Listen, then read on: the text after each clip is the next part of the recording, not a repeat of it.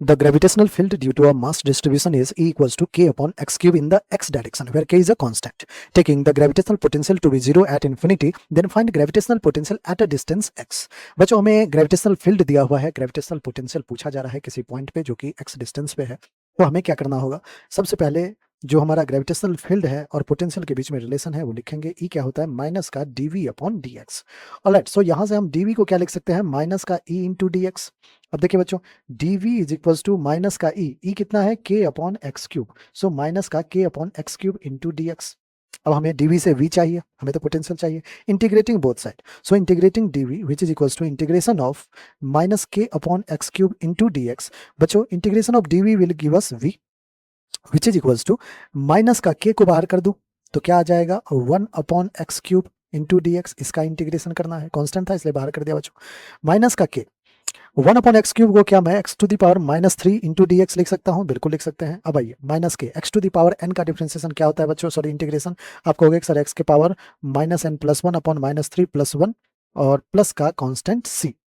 So v is equals to minus के x to the power minus 3 plus 1 that is minus 2 upon minus 3 plus 1 minus 2 plus का c।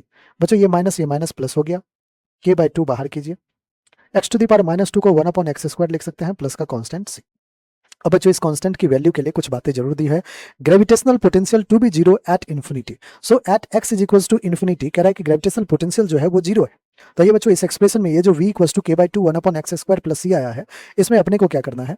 v की value zero होगा जब x infinity होगा, तो एक बार put कर देते हैं v zero which is equals to k by 2 1 upon x square that is infinity का स्क्वायर प्लस c। बच्चों 1 upon infinity square again zero हो जाएगा। सो c की वैल्यू यहाँ पे जीरो आ रहा है बच्चों, c की वैल्यू क्या आ रहा है? जीरो।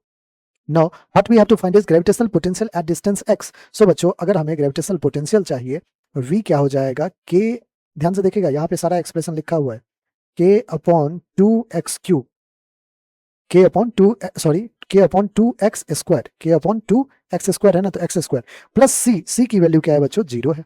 तो v कितना आ गया? k अपॉन 2x स्क्वायर, ये किसी x पे जो पोटेंशियल है वो आ गया k upon 2x square. k upon 2x square कौन सा ऑप्शन है बच्चों? आपको ऑप्शन नंबर डी है और यही हमारा बिल्कुल करेक्ट आंसर है। आई होप बच्चों हर एक स्टेप आपको अच्छे से क्लियर हो गया होगा। ठीक है।